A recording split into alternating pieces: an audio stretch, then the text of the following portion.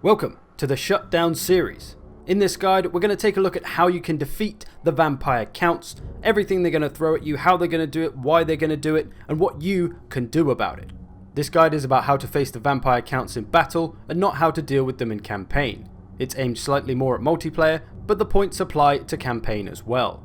Let's begin with a general overview of the vampire count strategy in battle. So what is the typical way that the vampire counts will use their forces? First off, most of their melee infantry is designed for holding or disrupting enemy units or formations.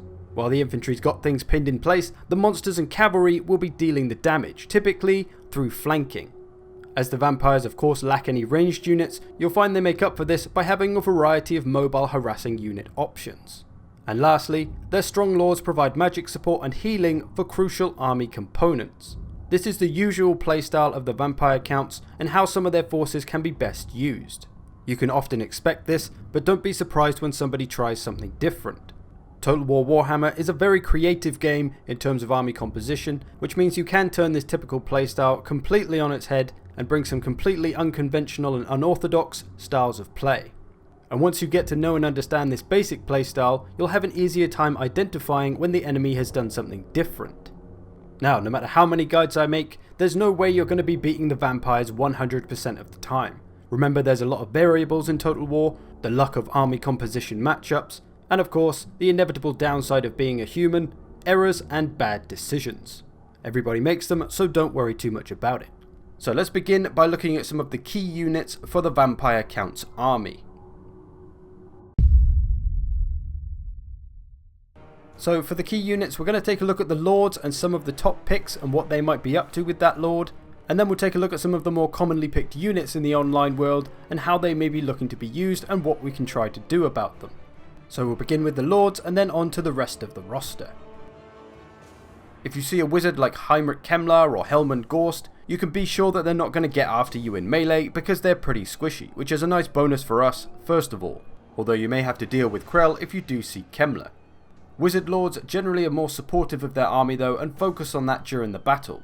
They're also cheaper than most of the other vampire lords, which means there's going to be more money poured into the rest of the vampire army, so you can expect to have more to deal with.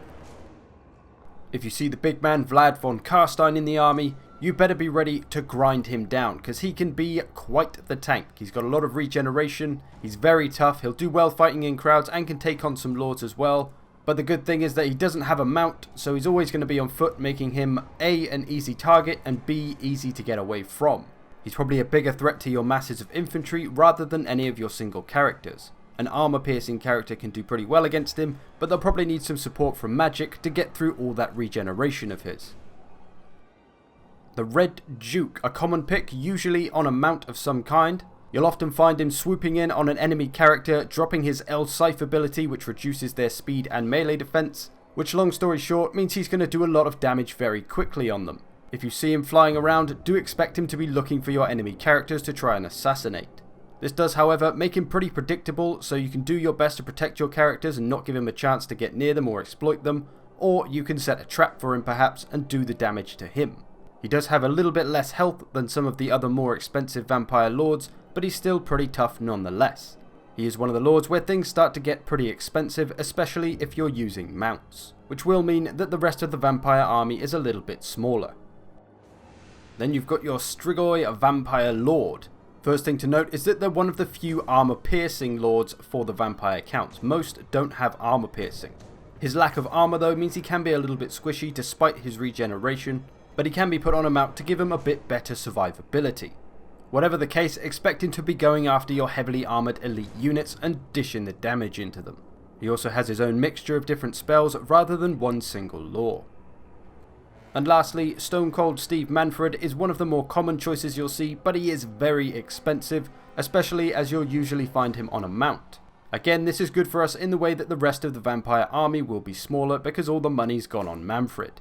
He will of course do just fine in melee, but magic is what Manfred is all about. He has 2 spell lore books and more winds of magic regeneration than most other lords. So just understand that there'll be a lot of magic for you to deal with, not that you'll be able to do much about it. You can always check his unit card to see what spells have been brought along. Good old zombies, a horror classic and incredibly important for the vampire counts. Not because they're going to pour damage into the enemy units like most good units will, but because they can prevent damage from being done to the rest of their army. Their cheap cost, or the fact that they can be spawned up by most vampire lords, makes them incredibly cost efficient for the role that they'll play, which is pure disruption and clogging up the enemy army. Your best hope of getting rid of them quickly is to use high damage output units, usually infantry or shock cavalry. Graveguard, a very common pick specifically for the front line. Mostly brought along to try and hold your front line in place. They're a great holding unit, not a great damage dealing unit. So expect them to be there to give you a grindy frontline fight. The solution to dealing with them is of course bring some armor piercing into them. You may also see the Sternsmen, the Regiment of Renown version, who will have regeneration, making them an even more grindy fight. And then you have your Graveguard with great weapons, who are pretty much the opposite of the normal Graveguard. They've got way better damage output that's armor piercing, but they're not so tough without a shield and lower melee defense. You can expect to see a lot of them if you're playing a heavily armored faction, or maybe just one or two units looking to get after your elite infantry. Armor piercing units again are going to be great for taking them down, and of course damaging them before they reach you with missiles and artillery. The Mortis Engine or Claw of Nagash. This is going to make the vampire count's front line even more grindy to get through, with its passive regeneration to nearby units and passive damage to enemy units when in combat. It's also very high mass, so it can be difficult to hold onto and get damage on. Your best hope is using missiles or cavalry, things it can't get away from. You may want to prioritize it because the sooner it's gone, the better. Speaking of priorities to get rid of, the Blood Knights should be at the top of that list because they are arguably the best cavalry in the game. They are very tough, are likely to get a lot of healing, and have a charge bonus that makes them hit like a rocket-propelled truck. The less time you can get them fighting in melee, the better, so hit them with ranged power, artillery, missiles, magic, and don't let your cavalry fight them unless they are anti-large too. And of course try and repel them with as much armor-piercing anti-large as you can. Luckily they are very expensive, but you can expect them in 9 out of 10 vampire armies. And lastly, dragon-style units, the Terrorgeist or Zombie Dragon. With their high mass, high maneuverability and regeneration, they can be very difficult to get a hold of and get rid of. They can smash damage into all kinds of units in all areas of the battlefield. Missiles can be fantastic for taking them down as they are such a huge target, and you need to take every opportunity when they land and attack your units to try and pin them down and get as much damage into them as possible in a short space of time. The Terrorgeist also has low leadership, so if you can surround it, you'll bring its leadership down and make it crumble pretty quickly. Don't ignore them when they land, you need to get the pressure on them. Now let's talk about some of the problems that the Vampire Count's army will present you on the battlefield. First of all, fear can be a big problem for a lot of armies in the mid to late game, or for the entire game if you're a low leadership faction. As pretty much all vampire units cause fear, nobody is safe unless they're immune to psychology or have fear themselves. This means that pretty much your entire army is going to be fighting below base leadership from the get-go. If this leadership debuff gets combined with other leadership debuffs like being flanked or attacked in the rear penalties, your units may be routing far quicker than you expected. The best hope for negating this -8 leadership penalty is to bring units that won't feel it too much. Of your different infantries, cavalries, monsters, whatever, they all have different levels of leadership, some with low, some with medium, some with high. So one of the best ways we can try to counter fear is to bring units that won't be affected by it too much.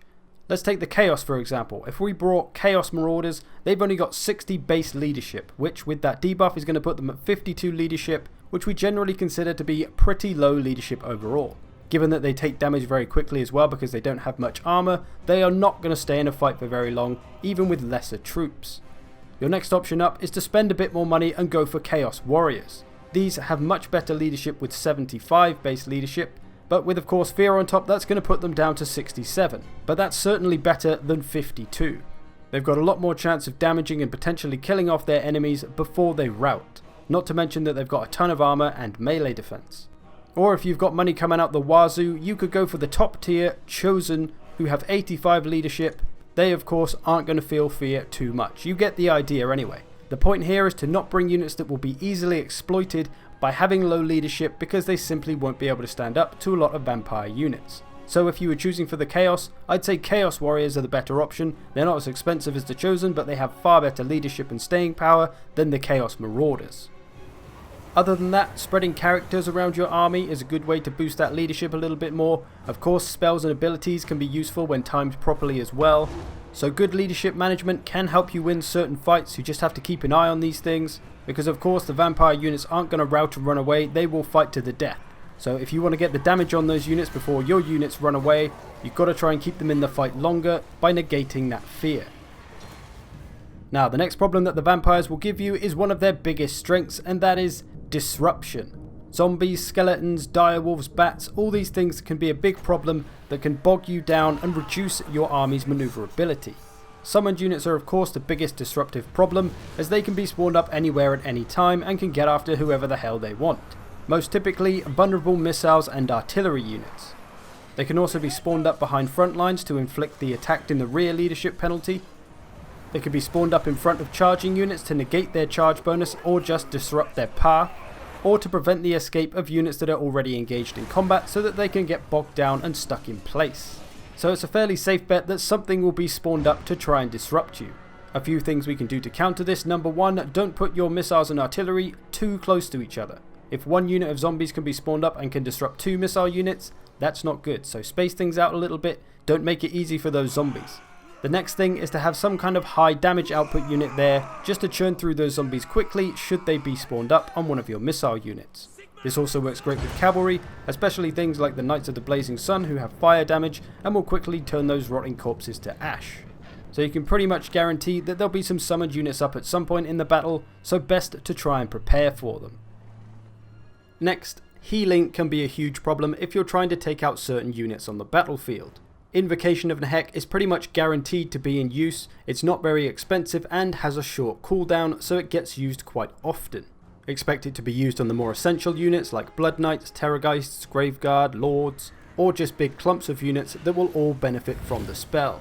There isn't really anything we can do about this, but do expect it if you start to wear down an important unit. Regen units are the other big problem with healing. Things like the Vargolf, the Terrorgeist, Crypt Horrors, Verix Reavers. These can be a problem because you may think you're doing a lot of damage to them and then they run away for a minute and come back with full health. This can be especially demoralizing as it feels like you can't get anything done. But rest assured, regeneration is limited, so you're always removing those regeneration points the more damage you do. The best way to deal with these regeneration units is not to give them the chance to use their regeneration points. Hit them with as much damage as you can in a small space of time, nuke the bastards basically. Hit them with focus fire, hit them with missiles, hit them with artillery, hit them with spells, all at the same time if possible. Hit them with a character, hit them with anti-large, whatever their weakness is, just pour tons of damage to them in a short space of time and they will probably fall very quickly and won't have the chance to regenerate. And then combining all three of these problems into one, the Vampire Lords can be an absolute nightmare, especially when they're on an undead dragon. They can be very disruptive as they're very maneuverable, they have regeneration normally, and they'll cause fear and terror all over the battlefield. Not to mention magic and their melee killing power. Vampire Lords are typically unique because they're not only tough, but they are casters as well. Usually casters are squishy and can't take a lot of damage, but Vampire Lords are the exception. But of course, all of the vampire army is bound to their lord, and if their lord dies, you can pretty much guarantee the rest of their army is going down too. As I say, most vampire lords will be put on some kind of mount, usually of the flying variety, making them very difficult to get rid of. So always try to keep an eye on that vampire lord and where he is and when he lands, because when he does, you need to jump on him and get the pressure on. Just like on the regenerating units, nuke him with as much damage as you can, otherwise he'll just do whatever the hell he wants. If you've got characters that have an ability to reduce melee defense, those can be very useful. But to be honest, even if they don't have a mount, you still want to try and pour a lot of damage into them quickly, because that regeneration is going to make it hard for a single character to try and get rid of that health. But overall, the Vampire Lords with their combination of regeneration and large mounts can make it very difficult to kill them off. One of the best ways to try and pin them down is with things that can keep up with them, like cavalry and monsters. Pin them down and absolutely hammer that damage into them. Otherwise they'll just fly around and do whatever they want. They'll fly down, do some damage, and then fly off again before you can get a chance to even hit them. And then they'll just keep doing that and racking up the damage, and there's nothing you can do about it unless you try to pin them down. They'll also try to use terror in this way by flying down, swooping in, dropping some terror, scaring your units off, and then flying off again. that can be especially problematic in the late game, so look out for those lords and try to control them. And then to the front line of the vampires, which is very good at holding the line, making it difficult to penetrate as their units don't rout and run away, so you're going to have to literally kill the unit off to get through them. This could take a long time, which may be detrimental to your plans, or it might allow the vampires more time to execute their plans. And of course, the longer a fight wears on, the lower leadership gets for both sides, but with the vampires not routing and having fear, this is usually a worse deal for you. So we need to find ways to counter this holding power. Now, other than simply going out wide and flanking around behind the army, which is the obvious choice, you can try to go through one specific unit.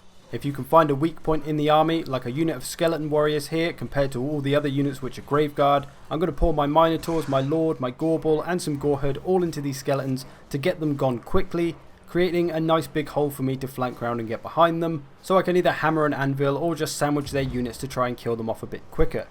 As of course the vampire units don't rout and run away, they will just absorb all this damage until they die, which makes this tactic pretty effective against the vampires. So be wary of the grindy front lines of the vampire counts. As mentioned earlier, they're looking to hold you in place with their zombies, with their graveguard, whatever, and then they'll try to smash you to pieces with their terrorgeist, their blood knights, their crypt horrors, etc. And the last big problem the vampires may present you is their air superiority. They have an abundance of flying units for massive maneuverability over a lot of their enemies, and it's very easy for them to take control of the skies, facilitating their desire to harass, flank and absolutely mess up your front or back line.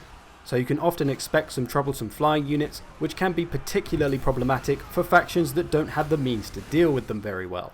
Just like the Flying Lords, we're going to need to take every opportunity to do damage to them when we can, especially when they land. Otherwise, they're going to add to the sheer disruptive power that the vampire army can bring. One of the most common flying units you'll see is Felbats. They're fantastic at harassing missiles and artillery, preventing cav charges, chasing off routed units. They can be a real problem if you can't gun them down quick enough, and that is usually the best way to get rid of them. Even though they won't necessarily do a lot of damage to units, they can keep them out of action and buy time for other units to come along and deal the damage, as well as preventing ranged units from firing. And then you have Vargheists, who do pretty much the same thing as Felbats, they're just a bit slower but can hit a lot harder. Whichever kind of unit comes after you, it can be very difficult to stop them disrupting your back line.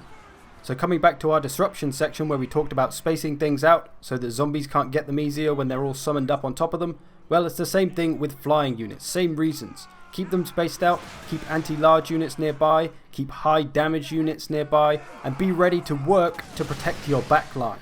Other units like direwolves or feasters in the dusk may try to sneak up behind you as well and get your missiles and artillery, so be ready for anything. If something jumps down on my artillery here, I've got a whole bunch of units ready to go and save them. If you can catch any flying units before they reach your army, then even better. A character on a flying mount should be able to take out a single unit of Felbats easy enough, depending on the character of course, and any kind of focus fire with missiles is always a good choice too.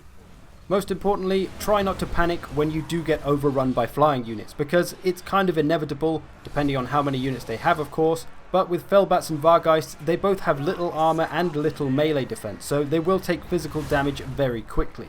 So get that damage on them when they come down, or better yet, before they come down. And one last thing to be especially aware of when facing the vampires is what kind of lord you want to bring. It's likely against the vampires that you'll have air inferiority. A single lord on a flying mount will be severely outnumbered probably and will spend most of the game running away from the enemy flying units. So it can be a good idea to either not bring a flying lord or just bring a fast one that can outrun zombie dragons and terrorgeists, etc. If you do find yourself caught out in the air with a single flying lord, you can always pull them back to your missiles to try and help protect them. So those are some of the biggest problems that the Vampire Count's army will give most factions. Of course, there are a million variables, so it's going to depend on your army composition and the enemy's army composition on whether these things are a problem for you or not. And lastly, let's take a look at some weaknesses of the Vampire army and things we can potentially take advantage of when preparing to fight the Vampire Counts. Captain Obvious would like to present you the first weakness of the Vampire Counts, ranged. Of course, they have no missile or artillery units, which is a pretty big disadvantage. We can exploit this with our own missiles and artillery of course, allowing us to do damage to them before they've even reached us. But of course you've hopefully gathered by now that you'll need to protect them if you do bring them along. It's easier for the vampire counts than most other factions to disrupt these missiles and stop them from firing. The strong advantage of missiles against the vampire counts is you can gun down all their powerful units and they'll be left with nothing but skeletons and zombies to win the battle for them. Good luck with that. Another vulnerability you can take advantage of is the weakness to fire for a lot of vampire units. Crypt Horrors, Vargolfs, Terrorgeists, Sternsmen, to name a few, all have a weakness to fire because they are regenerating units. So bringing a fire wizard along so you can drop things like the Flaming Sword of Ruin or fireball spells or the Burning Head can be very powerful against said units. Not to mention the map-wide fire weakness debuff that fire wizards can bring. It's also worth mentioning that the Flaming Sword of Ruin can be excellent against ethereal units, which are best dealt with by magic. This will give your units magic damage, which will make short work of the low health ethereal units.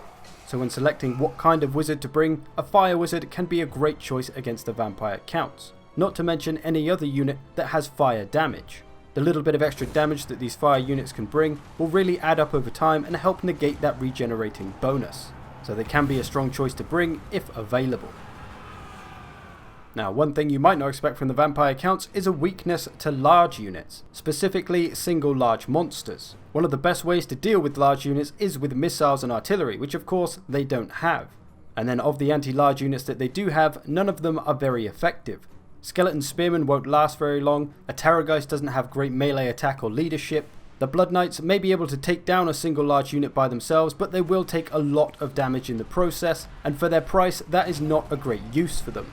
So bringing 2 or 3 single large entity units can be very powerful against the vampires. Without those missiles to do the damage, they can struggle to hold on to these single large units if they're fast and can get away, which can make it very difficult for them to get any damage done to them, creating a mighty big problem for the vampire counts.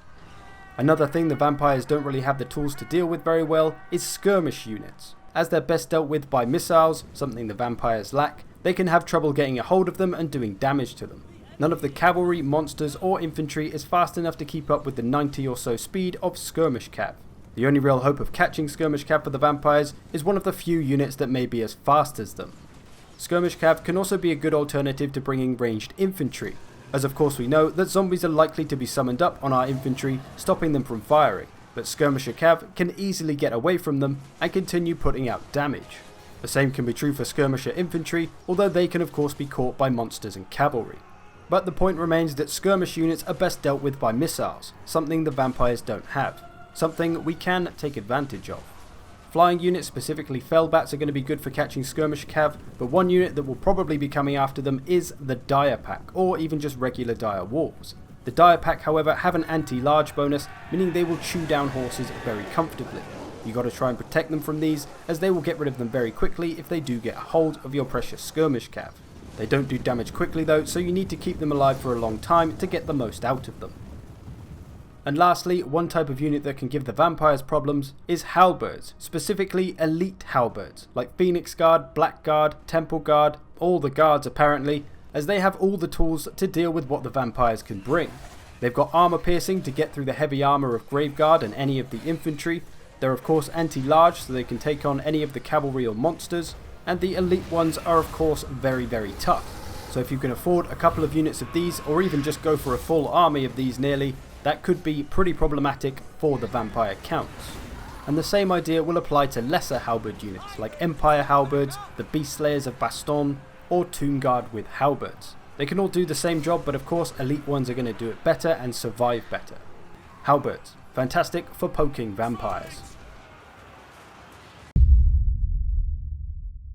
And lastly, just a few different army compositions that you might see when facing the vampire counts. Firstly, a simple but powerful strong holding build.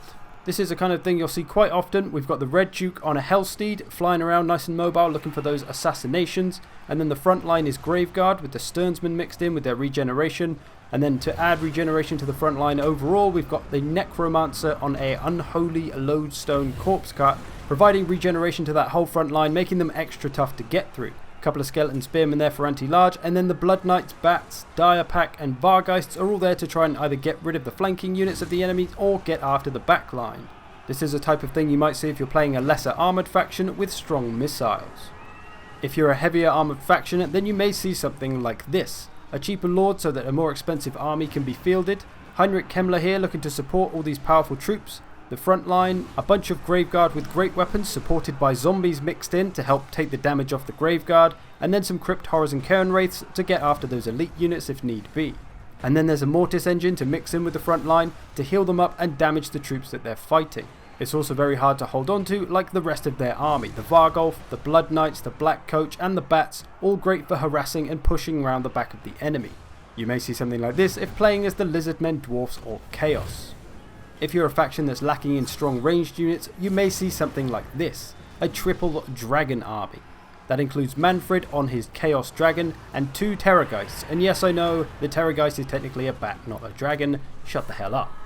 But this revolves around having a lot of cheap infantry. You can see it's mostly skeletons and zombies, so you can just clog up most of the enemy army and then try to isolate and pick off those powerful units with your Terrorgeists and your Blood Knights, and those Verix Reavers can come around the back and just be disruptive, all with the magical support of good old Manfred.